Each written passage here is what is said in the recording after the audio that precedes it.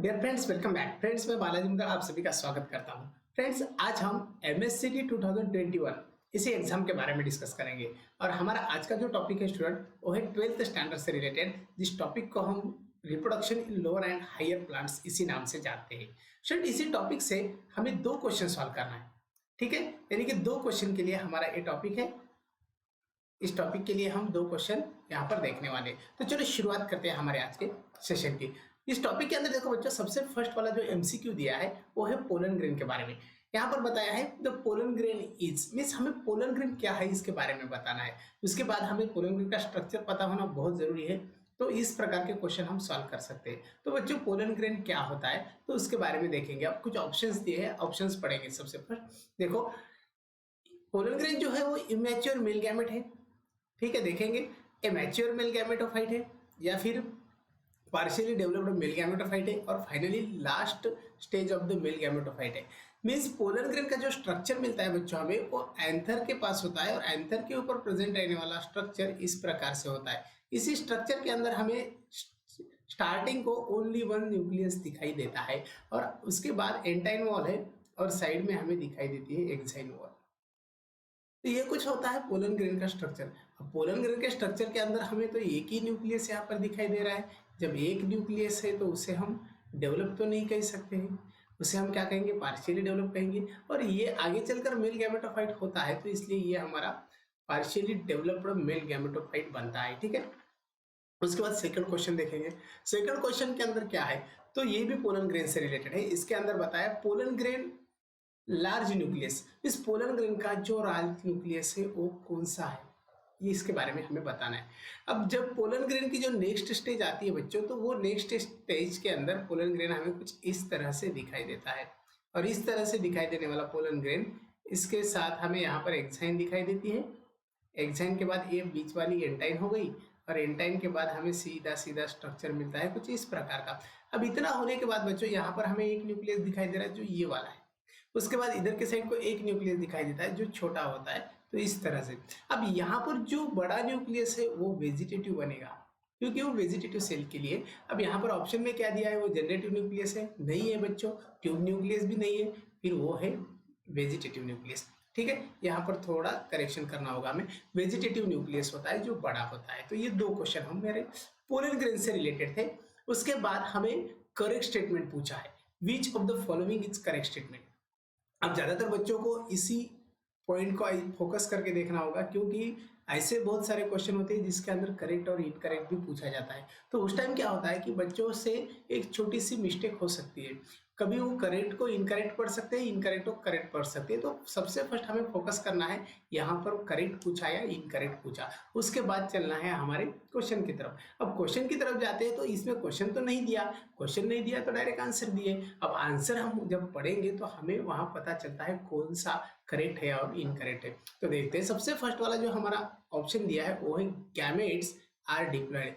Generally बच्चों gametes diploid है, ऐसा क्वेश्चन का यहाँ पर समझ होने वाला है। लेकिन गैमेट्स डिप्लॉयड नहीं होती है, हमको पता है, क्योंकि गैमेट्स जनरली हैप्लॉयड होते हैं और हैप्लॉयड हैप्लॉयड का फ्यूजन होता है, तो आगे चलकर डिप्लॉयड जो मिलेगा तो वो बच्चों डिप्लॉयड जाइगोट रहेगा ना, सिंपल सी बात है। तो जाइगोट डिप्लॉयड रहते हैं, गैमेट डिप्लॉयड नहीं रहते हैं, तो ये ऑप्शन गलत होता है। उसके बाद spores are invariably haploid. Spores invariably haploid है बच्चों, लेकिन कुछ स्पेसीज के हैं, सभी स्पोर्स इनवेरिएबल हैप्लॉयड नहीं होते, तो ये ऑप्शन हम वहां पर उतना करेक्ट नहीं दिखता है हमें।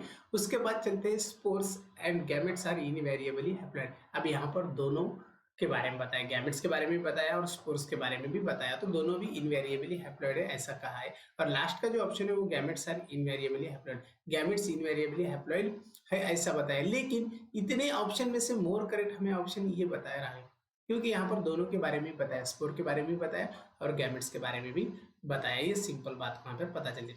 अब नेक्स्ट जो क्वेश्चन दिया है बच्चों, सिंपल सा है ये क्वेश्चन, हमें एक्नॉलेजमेंट के ऊपर वहां पर सॉल्व करना है। क्या पूछा है, the odd one is, means इतने जो कि ऑप्शन है इन सभी ऑप्शन में से हमें ऑड वन वहां पर देखना है।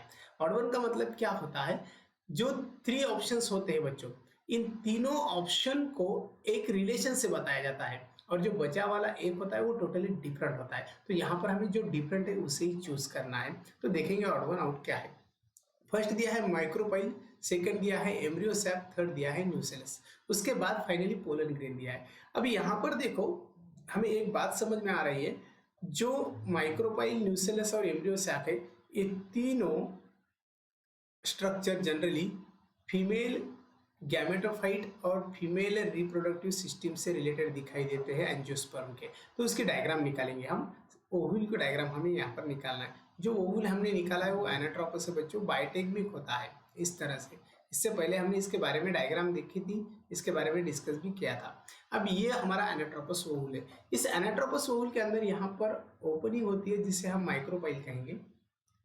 और ये जो माइक्रोपाइल है बच्चों, ये माइक्रोपाइल न्यूसेलस के ऊपर प्रेजेंट होता है। तो न्यूसेलस का पार्ट ये बन गया, और न्यूसेलस का पार्ट ये बन गया तो उसके बाजू में हमें दिखाई देता है एम्ब्रियो सैक। ये पूरा जो स्ट्रक्चर है बच्चों, ये एम्ब्रियो सैक का स्ट्रक्चर है। तो ये तीनों पार्ट किसके हो गए? तो ये तीनों पार्ट जो है वो फीमेल रिप्रोडक्टिव सिस्टम के अंदर इन्वॉल्व होने वाले जो ओव्यूल है उन्हीं के है। तो जो टोटली डिफरेंट है वो है पोलन ग्रेन, जो मेल गैमेट से रिलेटेड है। तो यहाँ पर हम बता सकते हैं इन तीनों का रिलेशन है और ये टोटली डिफरेंट है। तो हमारा ये आंसर बन गया। ठीक है, उसके बाद चलते हैं अनदर क्वेश्चन की तरफ। The anther wall consist of 4 wall layers. ये तो हम सबको पता है, एंथर के अंदर 4 वॉल लेयर होते हैं। अब वो 4 वॉल लेयर किस प्रकार से है और ऑप्शन में से हम क्या करेक्ट सेलेक्ट कर सकते हैं वो देखेंगे। सबसे फर्स्ट वाला ऑप्शन दिया है endothecium lie inner to the middle layer. अब एक बात समझ में लेते हैं हम। यहाँ पर देखो, अगर हम स्ट्रक्चर निकालेंगे एंथर का, तो एंथर का स्ट्रक्चर कुछ इस तरह से दिखाई देता है हमें, बटरफ्लाई लाइक। ये हमने इससे पहले डिस्कस किया था बहुत अच्छी तरह से बच्चों। तो ये देखो एक बटरफ्लाई लाइक स्ट्रक्चर है। यहाँ पर जो आउटर वॉल है वो तो एपिडर्मिस है। अब एपिडर्मिस के बाद हमें और एक वॉल लेयर दिखाई देता है। वो वॉल लेयर कुछ अलग तरीके से होता है।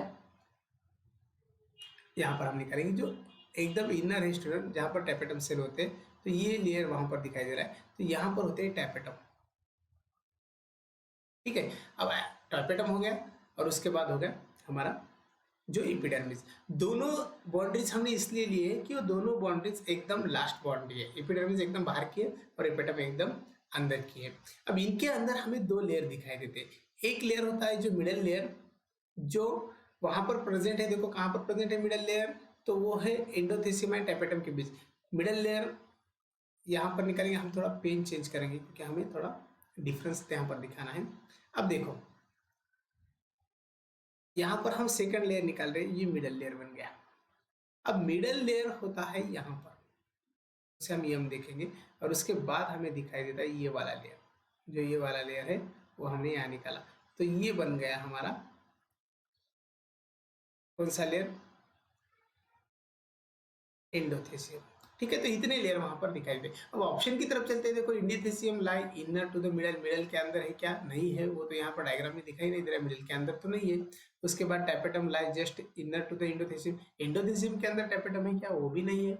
Tapetum is lie next to the epiderm, tapetum epiderms के बाद ही है क्या? नहीं है, बहुत अंदर है। और यहाँ पर देखो middle layer lie between endothecium and tapetum. अभी यहाँ पर सीधा सीधा इसे इंडोथेसियम करेंगे हम, सॉरी ये इंडोथेसियम है और ये मिडल लेयर। तो इंडोथेसियम और टैपेटम दोनों के बीच में कौन है?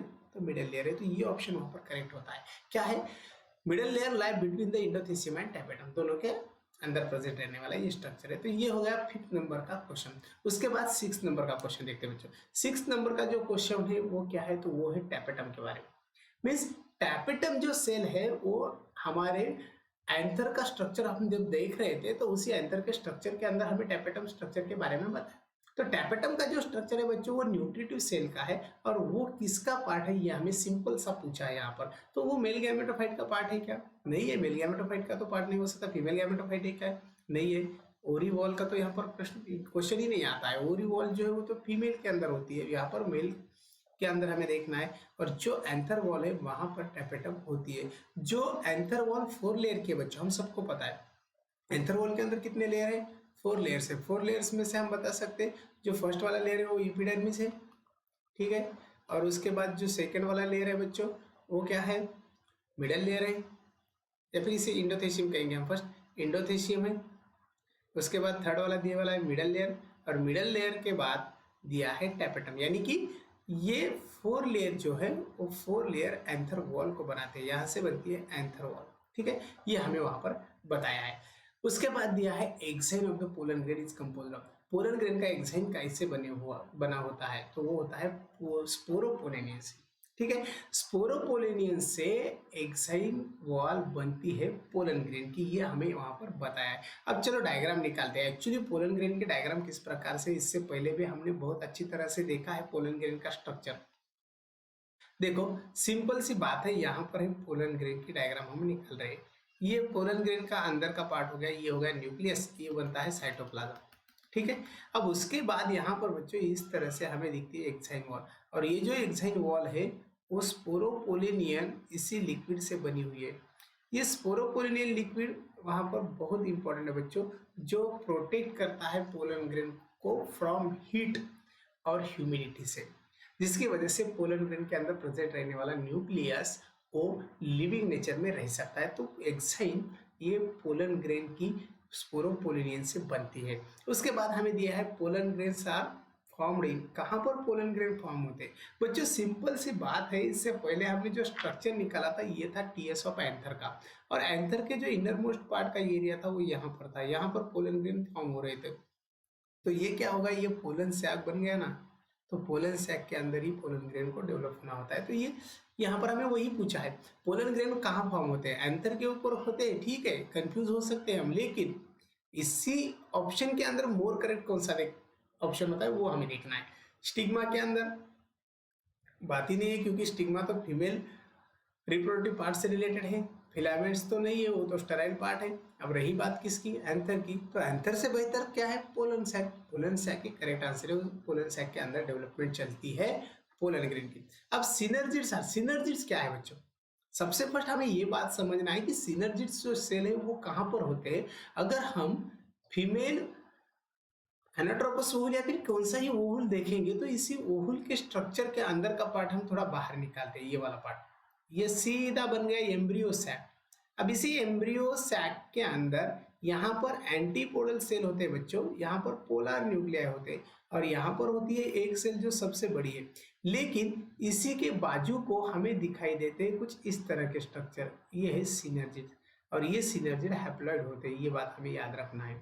ठीक है, तो यही पूछा हमें यहाँ पर कि एक्चुअली सिनर्जिड क्या है, टेट्राप्लॉइड है, नहीं हो सकते हैं, ट्रिप्लॉइड भी नहीं हो सकते, तो डिप्लॉइड की तो बात ही नहीं बची, रही बात हैप्लॉइड की, यानी कि सिनर्जिड्स आर हैप्लॉइड। उसके बाद और एक क्वेश्चन पूछा है जो डेवलपमेंट के ऊपर डिपेंड है। क्या पूछा है, linear tetrad of the 4 sales.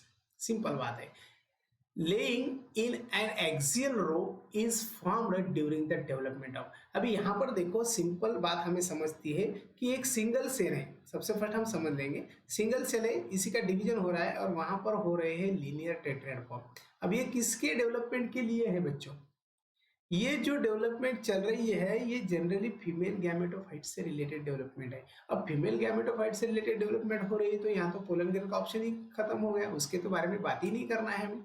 Oval का भी ऑप्शन खत्म हो गया, ये भी वहां पर बात नहीं करना है, ओवरी का तो बहुत दूर की बात रहेगी। तो सीधा एम्ब्रियो सैक हमारा आंसर आता है, यानी कि जो एम्ब्रियो सैक डेवलप हो रहा है बच्चों, वो एम्ब्रियो सैक इस प्रकार से होता है ना, सिंपल सी बात, यहाँ पर एंटीपोडल सेल्स होते हैं, यहाँ पर पोलर न्यूक्लिया होते हैं, यहाँ पर एक सेल होते हैं और यहाँ पर सिनर्जिड्स होते हैं। तो इसी तरह से वहां पर डेवलपमेंट चलती है एम्ब्रियो सैक की। एम्ब्रियो सैक के डेवलपमेंट के लिए चेंजेस दिखाई दे रहे हैं लीनियर, और उसके बाद हमें उनका ग्लोबुलर स्ट्रक्चर मिलता है, बहुत सारे स्ट्रक्चर मिलते हैं आगे चलकर, तो वो हम देखेंगे। तो यहाँ पर हमें एम्ब्रियो सैक मिलता है जो 7 सेल्ड 8 न्यूक्लिएटेड स्ट्रक्चर बनता है, वो क्या है वो भी हमें देखना है बाद में। अब देखो stalk of the ovule is called, जो ओवुल का स्ट्रक्चर है उसका स्टाक किस प्रकार का होता है। ओवुल का स्ट्रक्चर हम सबने अभी निकाला है, बहुत सिंपल सा स्ट्रक्चर है, इस प्रकार से एम्ब्रियो सैक दिखाई देता है। एम्ब्रियो सैक के बाजू में हमें न्यूसेलस दिखाई देता है बच्चों, और न्यूसेलस के बाजू में हमें दिखाई देता है कुछ इस प्रकार का स्ट्रक्चर, जो बहुत इंटरेस्टेड और आसान स्ट्रक्चर है, कौन सा है देखेंगे। अब देखो एम्ब्रियो सैक के बाजू में जो स्ट्रक्चर दिखाई देता है, उसी स्ट्रक्चर को हम ड्रा करेंगे तो किस प्रकार से स्ट्रक्चर दिखाई देगा। देखो ये स्ट्रक्चर हमें दिखाई देता है, ये स्ट्रक्चर जनरली इंटेगुमेंट के साथ है, और इंटेगुमेंट के साथ है तो इसे हम इंटेगुमेंट्स कहते हैं, ये बायोटेक्निक है। और ये जो स्टाक बचा है, इतने पूरे पार्ट को हम बॉडी कहेंगे, और ये स्टाक का जो पार्ट है, ये स्टाक का पार्ट जो है इसे क्या कहना चाहिए, तो ये स्टाक यानी कि फ्यूनिकल होता है बच्चों। ठीक है, ये सिंपल बात हमें वहां पर समझ में आ गई। अभी तक हमने 11 क्वेश्चन देखे, सभी क्वेश्चन बहुत सिंपल थे। अब बचा एम्ब्रियो सैक के बारे में थोड़ा डिस्कशन। अभी एम्ब्रियो सैक क्या है डियर फ्रेंड्स? फ्रेंड्स देखो, एम्ब्रियो सैक जो हमें दिया है वो एम्ब्रियो सैक क्या होता है, तो मेगास्पोरेंजियम है या फिर मेगास्पोर है, उसके बाद मेगास्पोरेंजियम है या मेगास्पोर है, उसके बाद हम बता सकते हैं या और क्या हो सकता है। तो सिंपल सी बात है, वहां पर मेगास्पोर हो गया। इधर का ऑप्शन कौन सा दिया है हमें, फीमेल गैमेटोफाइट है या फिर फीमेल गैमेट है। बच्चे देखो, जो मेगास्पोरेंजियम हमें दिया है तो वो एम्ब्रियो सैक बनाता है, ठीक है, तो ये हमारा उसी का आंसर होता है। उसके बाद हम चलते हैं 13 नंबर के क्वेश्चन की तरफ, जो फॉर्मेशन के बारे में है। मीन्स यहाँ पर दिया है the formation of embryo sac is called. Embryo sac के फॉर्मेशन को हम क्या बता सकते हैं? एम्ब्रियो सैक के फॉर्मेशन को एम्ब्रियोजेनेसिस प्रोसेस कहते हैं, लेकिन हमें प्लांट के बारे में पूछा है बच्चों, तो प्लांट के बारे में हम बता सकते हैं मेगास्पोरोजेनेसिस या फिर माइक्रो गैमेटोजेनेसिस या फिर मेगा गैमेटोजेनेसिस। तो ये तो गैमेटोजेनेसिस यानी कि गैमेट फॉर्म हो रहा है, इसका तो कोई लेना देना ये नहीं है, नन ऑफ दिस तो ऑटोमेटिक कट गया। रही बात कौन सी, मेगास्पोरोजेनेसिस की, तो ये हमारा आंसर वहां पर होता है। चलते हैं अनदर एग्जाम की तरफ। स्टूडेंट हमें फीकस प्लांट के बारे में बताया, फीकस यानी कि पीपल, उसके अंदर पॉलिनेशन जो चलता है वो किस प्रकार से चलता है, तो वो इंसेक्ट की वजह से चलता है बच्चों। अब इंसेक्ट भी पॉलिनेटिंग एजेंट है जो बायोटिक फैक्टर्स के अंदर आते हैं, और जो एबायोटिक फैक्टर है वो तो एयर और वाटर है, तो दोनों भी यहाँ पर ऑप्शन डिलीट हो गए। रही बात किसकी, इन दोनों की, दोनों में से इंसेक्ट जो है वो फिकस के अंदर पॉलिनेशन कर सकता है। उसके बाद पोलन कीट के बारे में बताया, पोलन कीट कहाँ पर प्रेजेंट होती है और पोलन कीट किसके लिए जरूरी होती है। मीन्स अगर पोलन कीट नहीं रहेगी तो वहां पर पॉलिनेशन संभव नहीं होता है। पॉलिनेशन संभव करने के लिए पोलन किट जरूरी होती है। अब पॉलिनेशन के लिए पोलन किट जरूरी है तो वहां पर पोलन किट क्या करती है, इंसेक्ट को या फिर किसी भी एजेंट को अट्रैक्ट करने का वर्क करती है। तो अट्रैक्ट करने के लिए वो रिस्पॉन्सिबल है, तो वो किस प्रकार का पॉलिनेशन कर सकती है। तो पोलन किट जो प्रेजेंट होती है वो इंटरमोफिलस फ्लावर के अंदर होती है, क्योंकि इंसेक्ट को अट्रैक्ट करना होता है, बर्ड्स को भी अट्रैक्ट करना होता है, लेकिन पोलन किट में एक वर्ड ऐड किए वाला है जिसे नेक्टर हम कहेंगे। तो नेक्टर बहुत इंपॉर्टेंट है पोलन किट के अंदर, तो पोलन किट नेक्टर के साथ हो जाएगी तो इंटरमोफिलस फ्लावर के अंदर वो वर्क बहुत अच्छी तरह से चलता है। लेकिन ऑर्निथोफिलस प्लांट के अंदर उतना नेक्टर का इंपॉर्टेंट नहीं है, और वहां पर फ्लावर भी लार्ज होते हैं, तो वहां पर पोलन किट का इंपॉर्टेंस नहीं दिया बच्चों। हाइड्रोफिलस तो वाटर के साथ चलने वाला है, तो उसका कुछ लेना देना नहीं है, एनिमोफिलस का भी लेना देना नहीं है। तो ये हमारा आंसर बनता है क्वेश्चन नंबर 15 का। उसके बाद चलते हैं हम 16 नंबर के क्वेश्चन की तरफ। अब सिंपल सी बात पूछी है हमें 16 नंबर के क्वेश्चन के पास। देखो, in which type of the flower stigma is rough and sticky. Means कौन से फ्लावर के अंदर स्टिग्मा रफ एंड स्टिकी होता है। बच्चों, स्टिग्मा रफ एंड स्टिकी होना इसका मतलब पोलन ग्रेन को ट्रैप करना, और पोलन ग्रेन को ट्रैप करने के लिए पॉलिनेशन जो चलना है वो पॉलिनेशन सीधा सीधा किस प्रकार का होता है। अब इंसेक्ट के थ्रू पॉलिनेशन हो रहा है बच्चों, तो इसका मतलब वहां पर स्टिग्मा भी स्टिक में होना बहुत जरूरी है, क्योंकि इंसेक्ट वहां पर पोलन ग्रेन डस्ट करते हैं तो सीधा आने वाले जो भी एजेंट्स है, वो आने वाले जो भी पोलन ग्रेन है उसी के ऊपर बाइंड हो सकते हैं। उसके बाद वाइन पॉलिनेशन भी दिया है। अब वाइन पॉलिनेशन के लिए भी स्टिग्मा वहां पर रफ और स्टिकी होना जरूरी है, लेकिन इस क्वेश्चन में जो इंसेक्ट बताया तो यहाँ पर जो स्टिग्मा रहता है वो रफ नहीं होता है बच्चों, यानी कि एक जो वर्ड है इसके अपोज मिलता है, तो दोनों वर्ड कॉमन दिखते हैं हमें विंड पॉलिनेशन। इसी के अंदर विंड पॉलिनेशन जहां पर होता है वहां पर स्टिग्मा रफ एंड स्टिकी होना जरूरी होता है। ठीक है, उसके बाद चलते हैं पॉलिनेशन, इसके बारे में। Pollination by slugs and snails is called. Mean snail से और स्लज से पॉलिनेशन होता है तो उसे क्या कहेंगे, उसे हम कहेंगे मैलाकोफिलस। बच्चे देखो, मैलाकोफिलस पॉलिनेशन जो है वो स्नेल से होता है, स्लग से होता है। काइरोप्टेरोफिलस जो है वो बैट की वजह से होता है, तो ये इसके अभी इसे तो ठीक नहीं करना है क्योंकि हम थोड़ा कंफ्यूज हो जाएंगे। तो देखो, काइरोप्टेरोफिलस जो है वो बैट से होता है, और जो ऑर्निथोफिलस है वो बर्ड से होता है। एनिमोफिलस यानी कि विंड पॉलिनेशन है। देन 18 नंबर का क्वेश्चन हमें देखना है। 18 नंबर के अंदर क्या बताया, करेंट डेफिनेशन हमें देखना है पॉलिनेशन की। पॉलिनेशन की करेंट डेफिनेशन क्या होती है, सिंपल सी डेफिनेशन है बच्चों। अब देखो ऑप्शन दिए हैं, अभी ऑप्शन पढ़ने से पहले अगर हम डेफिनेशन बता सकते हैं तो बहुत अच्छी बात है। अब डेफिनेशन हमें पता है तो हमारा जो आंसर है वो हमें इजीली मिलने वाला है। तो देखेंगे यहाँ पर transfer of pollen grain from anther to stigma 100% correct है, क्योंकि एंथर जो है वहां से पोलन ग्रेन सीधा क्या हो रहा है, स्टिग्मा के ऊपर डस्ट हो रहा है या फिर ट्रांसफर हो रहा है, तो उससे हम क्या कह सकते हैं, पॉलिनेशन कह सकते हैं। बाकी पढ़ने की जरूरत नहीं है हमें, ओल के बारे में तो कोई बात ही नहीं कर सकता। फ्लावर और फिंसेट इन्हीं की विजिट है, लेकिन वो क्या है, ये एक्सप्लेनेशन बन गया, ये डेफिनेशन नहीं बनती है। जर्मिनेशन ऑफ पोलन ग्रेन ये तो डेवलपमेंट हो गई, इसका भी यहाँ पर हमें टेंशन नहीं लेना है। रही बात आप अनदर क्वेश्चन की जो पॉलिनेशन से रिलेटेड है, पॉलिनेशन अगर वाटर के अंदर दिख रहा है बच्चों तो क्या होता है, मीन्स पॉलिनेशन बाय वाटर, ये हमें बताना है। वाटर के अंदर पॉलिनेशन हो रहा है तो उसे हम हाइड्रोफिलस कहेंगे, लेकिन उसके लिए एग्जांपल दिया है। एग्जांपल हमें सबसे फर्स्ट दिया है नेलेम्बियम का, नहीं होता है। इकोरिया का, वो भी नहीं होता है। उसके बाद दिया है निम्फी, ये भी नहीं होता है। वैलिसनेरिया का एग्जांपल हमारे बुक के अंदर दिया है बच्चों, उसे अंडरलाइन भी किए वाली है या फिर उसे थोड़ा हाईलाइट भी किए वाला है बुक के अंदर। तो ये हमारा आंसर बनता है, ये 19 नंबर के क्वेश्चन का आंसर है बच्चों। अब उसके बाद चलते हैं 20 नंबर के क्वेश्चन की तरफ। 20 नंबर का क्वेश्चन क्या है, a part of the gynoecium which receive the pollen grain. Simple बात है, किसी को भी आता है क्वेश्चन, बहुत आसानी से सॉल्व होता है बच्चों। जो पोलन ग्रेन रिसीव करने वाला फ्लावर का पार्ट है वो तो कौन सा है। फ्लावर के अगर टिपिकल डायग्राम हमने देखी तो इस प्रकार से होती है, जो अंदर का पार्ट है वो इस तरह से फीमेल सेक्स ऑर्गन है बच्चों, इसके बाजू में यहाँ पर थैलेमस दिए वाला है हमें, और इधर के साइड को ये मेल सेक्स ऑर्गन है, और उसके बाजू में हमें दिए वाले हैं पेटल्स। तो अभी यहाँ पर देखो, जो पार्ट क्या कर रहा है, पोलन ग्रेन को रिसीव कर रहा है, तो उसी पार्ट का नाम क्या है ये हमें यहाँ पर बताना है। जो पार्ट पोलन ग्रेन रिसीव करता है उसी पार्ट का नाम होता है बच्चों, जो अभी हम देने वाले हैं। तो उसे देखो, ये सबसे फर्स्ट टॉप मोस्ट पार्ट हो गया स्टिग्मा, जो फीमेल सेक्स ऑर्गन का पार्ट है, ये स्टाइल बन गया और ये बन गया ओवरी। ठीक है, तो जो पोलन ग्रेन रिसीव कर रहा है वो ये पार्ट है, इसे हम स्टिग्मा कहेंगे। तो हमारा आंसर क्या आता है, स्टिग्मा आता है। ठीक है, चलो देन पॉलिनेशन के बारे में और एक क्वेश्चन दिया है। Pollination characteristically occurs in, means किनके अंदर पॉलिनेशन होता है, कौन से प्लांट के अंदर होता है, देखेंगे एंजियोस्पर्म के अंदर होता है, लेकिन फंगस के अंदर तो नहीं होता है ना, वहां पर पॉलिनेशन की जरूरत ही नहीं। एंजियोस्पर्म के अंदर होता है, जिम्नोस्पर्म के अंदर भी होता है, लेकिन उससे पहले हम कुछ आगे के आगे के ऑप्शन देखेंगे। टेरिडोफाइट्स, वहां पर तो पॉसिबल नहीं दिख रहा है। एंजियोस्पर्म के अंदर होता है, ब्रायोफाइट्स के अंदर तो होता ही नहीं है, तो सीधी सी बात है एंजियोस्पर्म्स एंड जिम्नोस्पर्म, ये हमारा आंसर बनता है। ठीक है, उसके बाद चलते हैं अनदर क्वेश्चन की तरफ। बच्चों, transfer of pollen grain from stamen to the stigma of the same flower.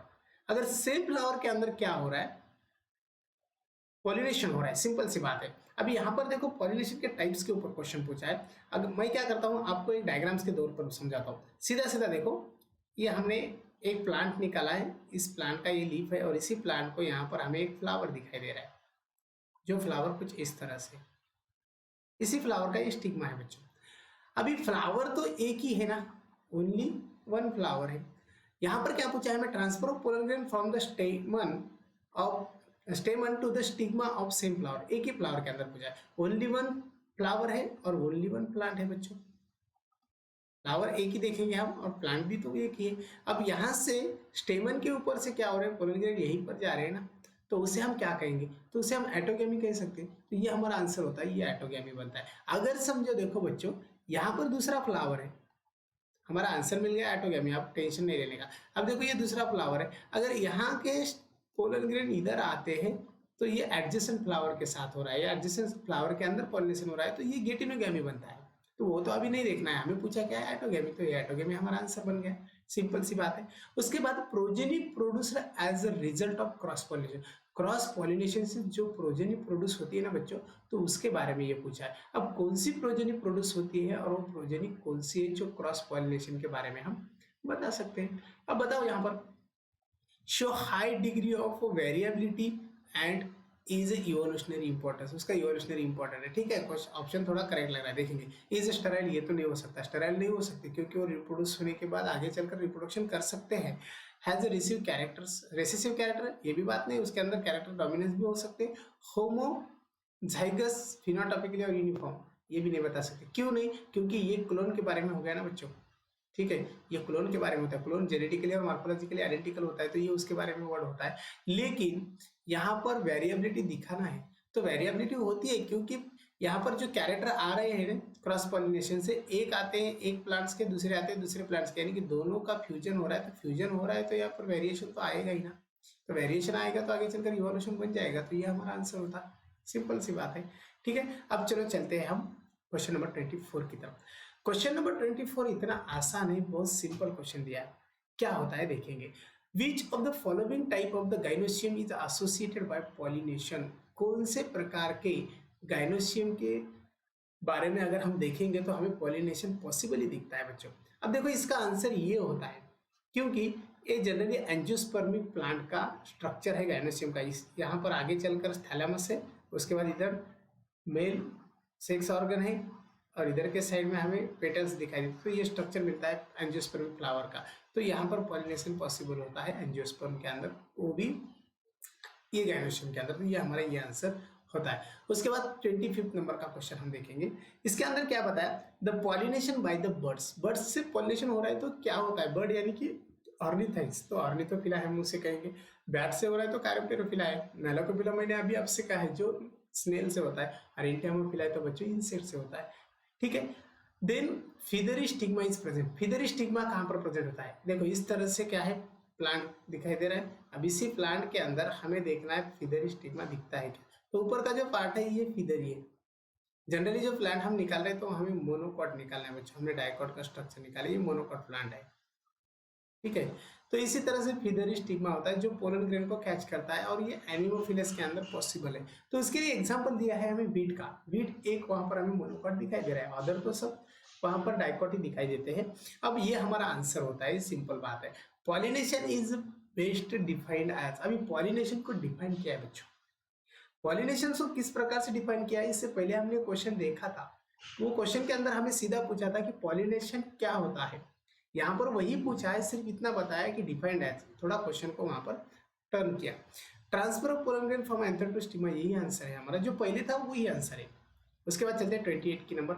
अभी क्रॉस पॉलिनेशन के बारे में देखें बच्चों। क्रॉस पॉलिनेशन जो चलता है वो क्या है ये बताना है, यानी कि cross pollination in crop plants, कौन से क्रॉप प्लांट में होता है ये बताना है। तो क्रॉप प्लांट के अंदर अगर क्रॉस पॉलिनेशन चलेगा तो वो जनरली एलोगैमी होते हैं बच्चों। एटोगैमी तो सेल्फ पॉलिनेशन के लिए, क्लिस्टोगैमस सेल्फ पॉलिनेशन के अंदर ही होता है, चैस्मोगैमस भी उसका टाइप है। तो यहाँ पर एलोगैमस मोस्ट इंपॉर्टेंट है, ये हमारे लिए यहाँ पर बताना जरूरी है।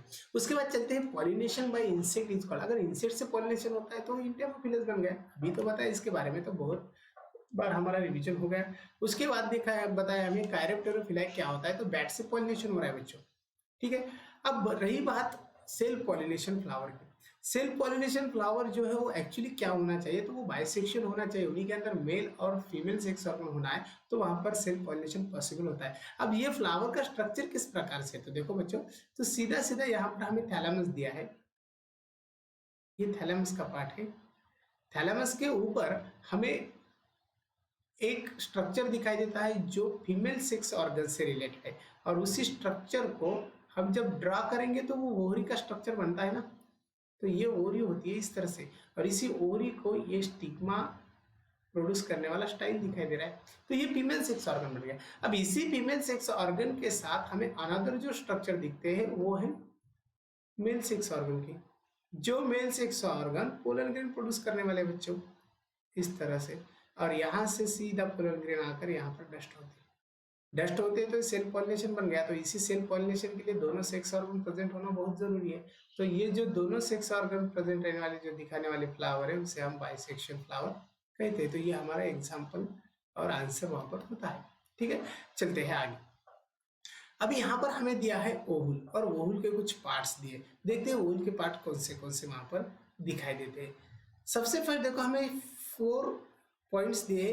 द यहाँ पर लिखेंगे which number present structure while will become, यहाँ पर दिखा है फ्यूचर एम्ब्रियो, फ्यूचर टेस्टा, उसके बाद दिखा है फ्यूचर माइक्रोपाइल सीड्स। अभी और एक बात यहाँ पर दिखाई देते हैं, कौन सा स्ट्रक्चर है जो फ्यूचर का एम्ब्रियो भी प्रोड्यूस करता है। उसके बाद क्या दिया है, फ्यूचर का एम्ब्रियो तो प्रोड्यूस हो गया, फ्यूचर का टेस्टा भी प्रोड्यूस करता है, और फ्यूचर का माइक्रोपाइल ऑफ द सीड ये भी प्रोड्यूस करता है। अभी देखो बच्चों, फ्यूचर का एम्ब्रियो जो प्रोड्यूस हो जाएगा तो वो होता है एक सेल से, जो यहाँ पर दिया है 5th नंबर। उसके बाद फ्यूचर का टेस्टा जो होता है वो तो इंटेगुमेंट से होता है। अभी यहाँ पर इंटेगुमेंट्स को कौन सा नंबर दिया है वो तो डिटेल नहीं दिख रहा है, तो आई थिंक ये बन गया, ये अंदर का पार्ट, ये तो पोलर न्यूक्लिया बन गया। ठीक है। 7th नंबर ये बन गया, तो ये अंदर का जो पार्ट है ये होता है 4th नंबर का। तो ये 4th नंबर का है जो टेस्टा फॉर्म करता है। टेस्टा यानी कवरिंग, जो टेगमन इंटेगुमेंट से होती है, जिसे हम टेगमन कहेंगे। उसके बाद टेगमन तो प्रोड्यूस होता है, टेस्टा भी प्रोड्यूस होता है, तो इंटेगुमेंट से दोनों भी प्रोड्यूस होते हैं। Future micropyle of the seed, seed का माइक्रोपाइल कौन प्रोड्यूस करता है वो भी यहाँ पर दिए वाला है। तो माइक्रोपाइलर जो स्ट्रक्चर है वो यहाँ का दिए वाला है, इसी पास का। तो अब उतना नंबर तो नहीं दिखाई दे रहा है इस तरह। अब ये 2 के साथ हम इसे चूज करेंगे, उसके बाद हमें डायग्राम क्लियर दिखेंगे। अब यहाँ पर देखो 5th नंबर जो है बच्चों, वो क्या प्रोड्यूस कर रहा है? 5th नंबर प्रोड्यूस कर रहा है जिसे हम कहेंगे एम्ब्रियो, ठीक है। उसके बाद 4 नंबर भी हमें पता चला है ना, 4 नंबर टेस्टा प्रोड्यूस करता है। तो 5th नंबर यहाँ पर ही दिखा रहे हैं ये, और यहाँ पर 4 नंबर टेस्टा, यानी कि ये आंसर हमारा करेक्ट हो गया। जो टेस्टा प्रोड्यूस करेगा, जो एम्ब्रियो प्रोड्यूस करेगा, और जो बचा हुआ है वो क्या प्रोड्यूस करने वाला है? तो वो माइक्रोपाइल प्रोड्यूस करेगा बच्चों, ठीक है। 2 नंबर इस तरह से हमें यहाँ पर दिया है। तो इस तरह से आंसर फाइंड आउट करने की प्रोसेस वहाँ पर दिखाई देती है। चलते हैं, 2 नंबर वहाँ पर हो गया, ठीक है। यानी कि 2 नंबर में बता सकते हैं हम। यहाँ पर देखो सिंपल थोड़ा मिस्टेक हो गई, ये देखो ये माइक्रोपाइल प्रोड्यूस करता है, डायग्राम उतनी क्लियर नहीं दिख रही है, तो ये माइक्रोपाइल प्रोड्यूस कर रहा है। उसके बाद ये जो 2 नंबर है बच्चों, ये इंटेगुमेंट से, यानी कि ये टेस्टा प्रोड्यूस कर रहा है, जो बाहर वाला। जो अंदर वाला होता है वो टेगमन प्रोड्यूस करता है, टेगमन प्रोड्यूस करता है। तो 4, 2 और 5 का तो सीधा सीधा वहां पर क्या प्रोड्यूस हो रहा है? एम्ब्रियो प्रोड्यूस हो रहा है। अब देखो, अब आंसर की तरफ चलते हैं हमारे। अब आंसर की तरफ चलते हैं तो देखो 5 एम्ब्रियो आ गया, समझ लो 5 एम्ब्रियो हो गया।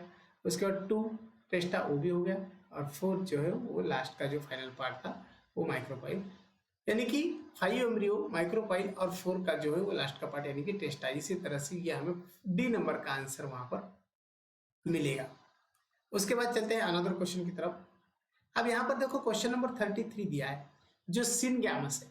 सिनगैमस का मतलब क्या होता है? सिनगैमस का सीधा मतलब होता है स्टूडेंट गैमेट का फ्यूजन होता है, और यहाँ पर जो गैमेट का फ्यूजन हो रहा है तो उसे हम सिनगैमस कहेंगे, यानी कि fusion of gametes. Double fertilization किसने डिस्कवर किया है? तो SG नवास्ची ने वहां पर डिस्कवर किया था double fertilization. Double fertilization characteristics feature है एंजियोस्पर्म का बच्चों, यानी कि एंजियोस्पर्मिक प्लांट के अंदर डबल फर्टिलाइजेशन दिखता है। Fertilization of egg takes place inside, कहां पर होता है फर्टिलाइजेशन? ये हमें पूछा है। फर्टिलाइजेशन कहाँ होता है? एंथर के ऊपर होता है? नहीं होता है। स्टिग्मा के ऊपर होता है? नहीं होता है। पोलन ट्यूब के वहां भी नहीं होता है। एम्ब्रियो सैक के अंदर होता है। ये हमारा आंसर होता है। अब देखो 37 नंबर का क्वेश्चन है, जो क्वेश्चन थोड़ा अलग है। Pollen tube at the time of entering embryo sac is, pollen tube जब एंटर होती है एम्ब्रियो सैक के अंदर, तो उस टाइम पोलन ट्यूब के अंदर क्या होता है? तो वो देखेंगे। 4 गैमेट्स नहीं होते, 3 नहीं होते, 2 गैमेट्स होते हैं, ठीक है। देखो पोलन ट्यूब, अगर हम पोलन ग्रेन का स्ट्रक्चर निकालेंगे तो ये इस तरह से, अब यहाँ पर ट्यूब हो गई, इसका मतलब डेवलपिंग हो गई, ये पोलन ट्यूब होगी। तो उसी टाइम पोलन ट्यूब के अंदर हमें 2 मेल गैमेट दिखाई देते हैं। कितने? 2 मेल गैमेट दिखाई देते हैं वहां पर। तो इस तरह का स्ट्रक्चर वहां पर दिखाई देता है, तो वो 2 मेल गैमेट वहां पर होना जरूरी होता है। उसके बाद number of nuclei taking part in double fertilization, double fertilization के अंदर कितने न्यूक्लियाई पार्ट लेते हैं? ये हमारा एम्ब्रियो सैक होता है, वहां पर डबल फर्टिलाइजेशन चल रहा है बच्चों। ये एक सेल है, एक न्यूक्लिया, इसके साथ पोलन ग्रेन का एक न्यूक्लिया, दोनों फ्यूज हो गए, यानी कि 2 बन गए। पोलर न्यूक्लिया ये 2 है ऑलरेडी, और उसके बाद मेल गैमेट्स के ए आने वाला एक न्यूक्लिया, यानी कि 1 2 3, तो टोटल न्यूक्लिया कितने हो गए? 5 न्यूक्लिया वहां पर क्या करते हैं? पार्ट होते हैं या फिर टेकिंग पार्ट होते हैं। उसके बाद हमें पोलन ट्यूब के बारे में और एक क्वेश्चन दिया है। Pollen tube grows down the style because, means pollen tube जो है वो स्टाइल से डाउनवर्ड ही ग्रो हो रही है, तो उसके लिए रीजन क्या होता है? यहाँ पर देखो ये इसी तरह से स्टिग्मा है बच्चों, ये है ओवरी। अब इसी स्टिग्मा के ऊपर पोलन ग्रेन है। अभी यहाँ पर तो ओहुल प्रेजेंट है। अब इसी ओहुल के अंदर हमें पता है क्या होता है, एम्ब्रियो सैक, तो वहां तक पोलन ट्यूब को ग्रो होना होता है। अब ये पोलन ट्यूब वहां तक ग्रो हो रही है, तो ये किसकी वजह से हो रही है? तो वो हो रही है केमिकल अट्रैक्शन की वजह से, जिसे हम कीमोट्रॉपिज्म कह सकते हैं, ठीक है। By double fertilization is formed, अभी डबल फर्टिलाइजेशन फॉर्म होता है तो क्या होता है? Double fertilization is formed, megaspore form करता है, एंडोस्पर्म फॉर्म करता है, सीड फॉर्म करता है या फ्रूट फॉर्म करता है? बच्चों सीड फॉर्म करता है मेगास्पोर, ठीक है। डबल फर्टिलाइजेशन से सीड वहाँ पर फॉर्म होता है। एंडोस्पर्म से तो सीधी सीधी बात पता चलती है, यहाँ पर ट्रिपल फ्यूजन हो रहा है, मेगास्पोर की बात ही नहीं वहाँ पर, फ्रूट तो लेटर ऑन हो रहा है, तो सीड यहाँ पर फॉर्म होता है। उसके बाद 41 नंबर का क्वेश्चन है, क्या है? Process of fusion between a mail nucleus and egg nucleus. Mail nucleus और एग न्यूक्लियस का फ्यूजन का प्रोसेस है, उसे हम क्या कह सकते हैं? अब देखो यहाँ पर हमने एम्ब्रियो सैक निकाला, इस एम्ब्रियो सैक के अंदर यहाँ पर एग न्यूक्लियस है और इसी एग न्यूक्लियस के साथ फ्यूज कौन हो रहा है? तो आए वाला पोलर न्यूक्लियस यानी कि मेल न्यूक्लियस, दोनों का फ्यूजन चल रहा है। तो इस फ्यूजन को क्या कहना चाहिए? इस फ्यूजन को हम सिनगैमी कहते हैं, सिनगैमी। ठीक है। Angiosperm triple fusion is necessary for the formation of endosperm. Endosperm form होता है जो ट्रिपल फ्यूजन से, यहाँ पर होते हैं पोलर न्यूक्लियर, तो यहाँ पर ट्रिपल फ्यूजन होता है, तो यहाँ पर कौन है? एंडोस्पर्म फॉर्म होने वाले सेल्स है, और एम्ब्रियो तो एक सेल प्रोड्यूस कर रही है। उसके बाद through which route the pollen tube enters the ovule. कौन से रूट से पोलन ट्यूब ओवुल के अंदर एंटर हो सकती है? अब जनरली बच्चों माइक्रोपाइल से होना ही है, उसके बाद चलाइजा से भी हो सकती है या फिर फ्यूनिकल से भी हो सकती है। तो ये अलग अलग प्लांट के ऊपर डिपेंड होता है। अभी यहाँ पर हमें ज्यादातर फ्लावरिंग प्लांट के बारे में ही पता है ना, तो फ्लावरिंग प्लांट के बारे में पता है तो माइक्रोपाइल से उसी की एंट्री होती है। लेकिन चारों ऑप्शन करेक्ट रहने की वजह से हम ऑल ऑफ दिस कह सकते हैं। अगर चलाइजा से हो जाएगी तो वो बन जाएगी चलाइजोगैमी, चलाइजोगैमी ये हमने देखा है डिटेल में। माइक्रोपाइल से हो रही तो पोरोगैमी हो गई, और फ्यूनिकल से हो रही है तो मीजोगैमी हो गई।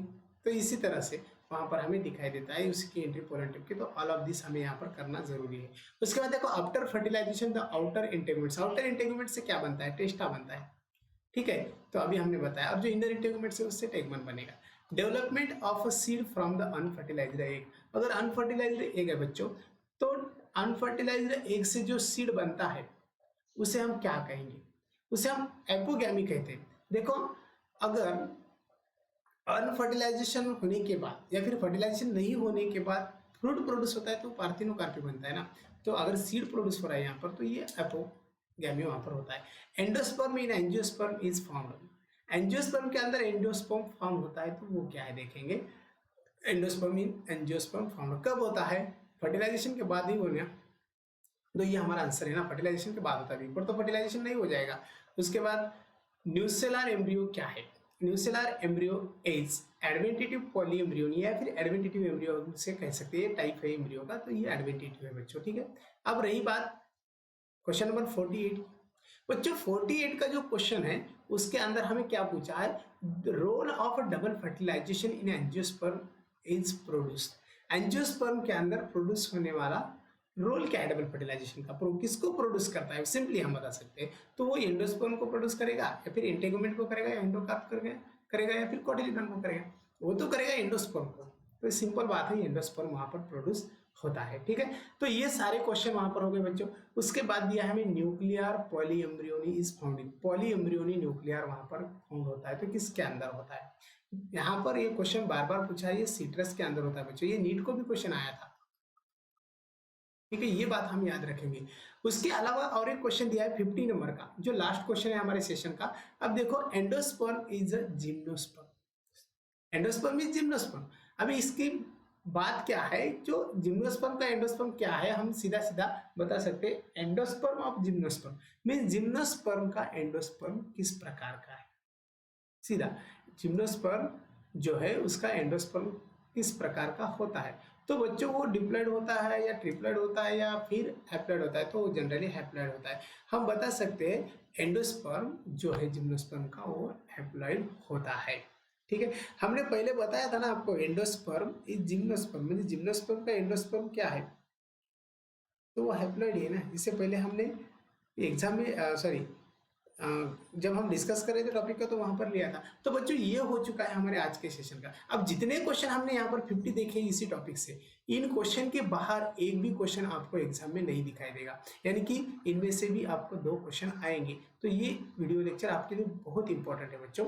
उसके बाद देखो इसी टॉपिक से हमें नीट में भी क्वेश्चन आने वाले हैं। तो जितने 50 क्वेश्चन की हमने प्रैक्टिस की है वो नीट एग्जाम में इनमें से कुछ क्वेश्चन दिख सकते हैं। उसके बाद एमएससीटी के लिए तो मोस्ट इंपॉर्टेंट लेक्चर था ये हमारा ठीक है, तो इस तरह से बच्चों हमें यहाँ पर पूरी तरह से इसी क्वेश्चन की प्रैक्टिस करना है और ये हमने इसके बारे में बताया है। ठीक है, thank you all of you. Rani, Rani,